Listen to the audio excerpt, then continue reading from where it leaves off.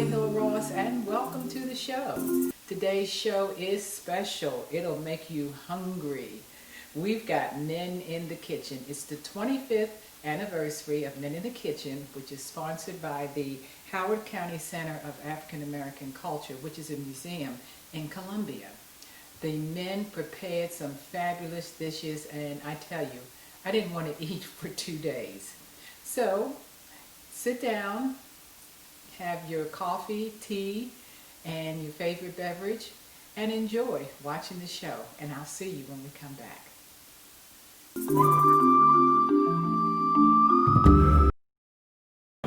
Hi, I'm Janae Jackson here for the Kelly Ross Show. Again, for another episode. It's a lot of excitement going on today.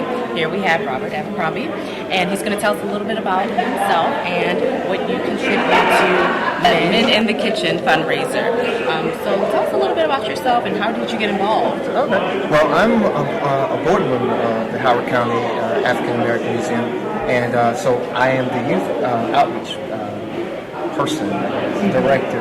And really what we're doing is trying to get our youth involved in the history of this county, trying to find ways to allow for them to reach back into the county to address some of the things that maybe they find troubling, or maybe where they can't find their connection, and then being able to show them where they've made their steps, where they've not their steps, but their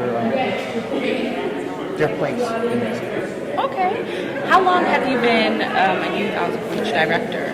For the county, only 4 years, or for the organization, only 4 years. So this is I'm completing my first year now, and it's in the works. It's in the works, and hopefully we'll have a whole bunch of new things coming in within the next years. How do you feel now that you've completed like a full term? Nervous. Because there's so much out there to do. And, this is actually my first Men in the Kitchen event, so I'm really excited. I haven't seen this much food in one place in a long time, so I'm looking forward to actually just sitting down and eating. And hopefully, since I've seen a lot of younger chefs in there, kids between the ages of like 13 and 15, maybe that's another way to get our young people involved and, really give back to the organization, give back to the county. Absolutely, yes. There's so much food here. Everything smells delicious. I'm very excited about this, and I'm actually very excited to see a bunch of the youth actually participating, because sometimes it's kind of taboo for boys to learn how to cook or how to be in the kitchen, because that's a woman's place and things of that nature. So it's very encouraging to see so many of the African American youth being here today. So what does it take to just keep the center running, to keep this fundraiser going? It takes a lot of effort. It takes a lot of effort, a lot of communication with others. It takes a lot of time, but it takes a lot of people. And the more people we can have that are involved, the more people that we can have that are willing to just kind of put themselves out there and be a part of it, the better it'll become. Right this year, I think we have about 50 chefs. We'd love to get it back to like 80 to 100 chefs, which means we'll have to have a lot more people to eat all of that food. Right. So that means there's more involvement and more people, and that's just going to make the museum even greater, make us even greater, make our community even greater. Awesome, excellent. Now, if someone wanted to participate, or if someone wanted to volunteer to help out, how would they be able to do that? Simple. Just contact us at the center. We go to our website. I believe, if I get this right, it's hccaac.org. Just go to the website, hit the email to volunteer. We'll take your name. We do a number of things throughout the year. There's some things going on during Black History Month that we're going to be looking forward to. Going to need volunteers for that. We have a Juneteenth event that goes on. We're going to need volunteers for that. And, and we're looking for input from our youth to say, well, what things would they be interested in? Open ears.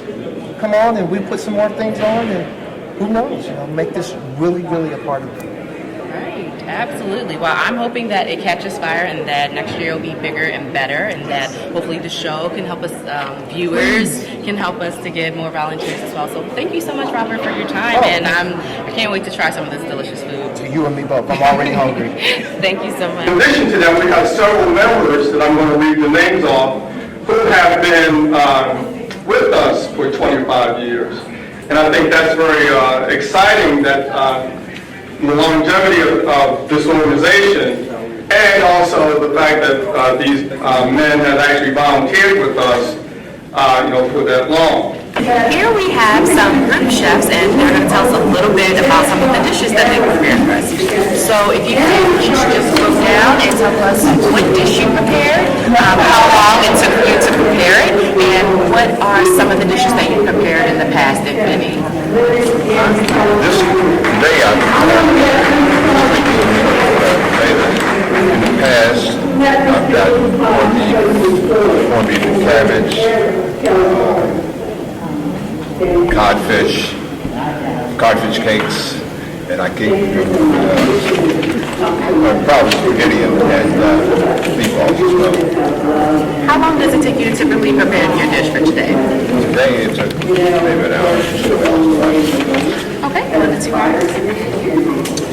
Yes, I prepare cream cheese pound cake and also prepare lemon buttermilk pound cake for today. Dishes that I've done in the past were sweet potato souffle and dinner rolls. Also prepared those. Generally, today's dish took me about 3 hours. It takes about an hour. Make sure it's not passed over to get a little bit of your dishes. What about you? 30 pounds of sweet potato souffle today. Only 30. It took almost 2 days, not quite. But in the past, I started out with a chicken marsala, and then last year I switched off from the sweet potato souffle and made a rum cake, a couple rum cakes. And today I went back to the sweet potato souffle, which was a mistake. A lot of work. And how long does it take for you to do the souffle? I took them yesterday and today. I had to boil the potatoes yesterday, and I had to puree them and season them and cook them today. So it takes a while. Okay.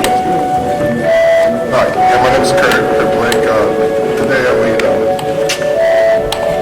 cheese steak egg rolls. I've done that when I first started, I think maybe or a little ways into younger, about 10 years ago. They've gotten popular now, but I always said I invented it. You're the originator. Yeah, because it was a while ago. And then I stopped making I was making jerk chicken. So I was making jerk chicken every year. People would ask for them again. And then this year I decided to make the egg rolls again this year. How long does it take to prepare the egg rolls? It takes a while. I get good steak, fresh steak meat, and I marinate it overnight, and then I cut the vegetables. I guess it would take me roughly about maybe 4 or 5 hours. Okay.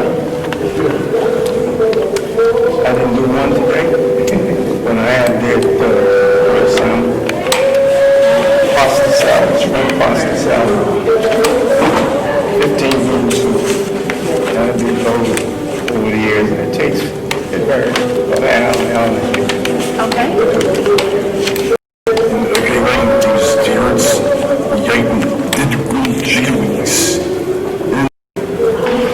My name is Tony Cunningham. I do pig and blanket. I've been doing pig and blanket for 25 years. Well, I'm definitely excited to taste everyone's dishes, so thank you so much for your time. Thank you.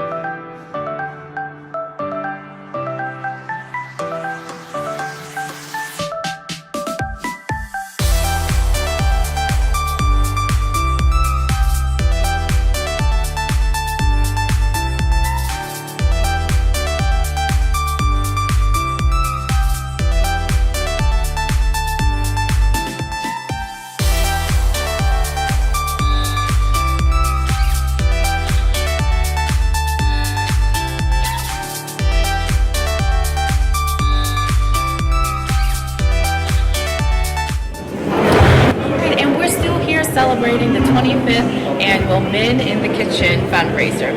So if you can just introduce yourselves and tell us a little bit about how you've been involved with the fundraiser. Thank you. My name is Sabrina Saunders Hodge. I'm a resident of Howard County. My family has been supporting this Men in the Kitchen effort for the last 19 years. My oldest son, Aaron, is now a chef, and he was inspired by this activity from the time he was very young, and now he is a very accomplished chef in Napa, California. We pay tribute to this event, and I think we keep it going. But I'm Leroy Collins. There's that.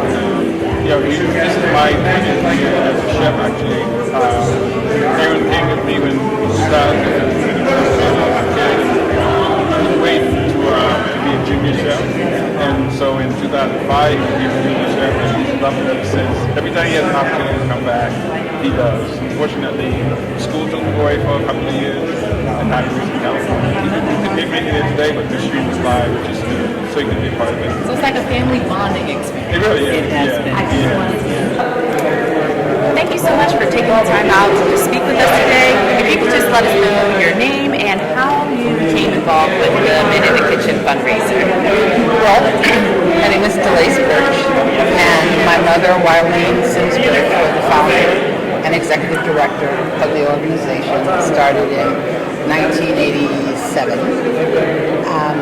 Pretty much, she started it because my father was in the military, and during the Civil Rights era, and this one thing, he was an Army officer, so he really didn't know a lot about Black history, and the things that were happening in the United States, and living in Germany and France during those periods of time. So she let us make us read a lot of things, but she wanted to show that we have a history, and it's not all about slavery, and all the outstanding contributions that people of color have been making for numerous years. And we're originally from New Orleans, so we have our own little special culture. So it was important for us to know where we are in this day and time. Okay.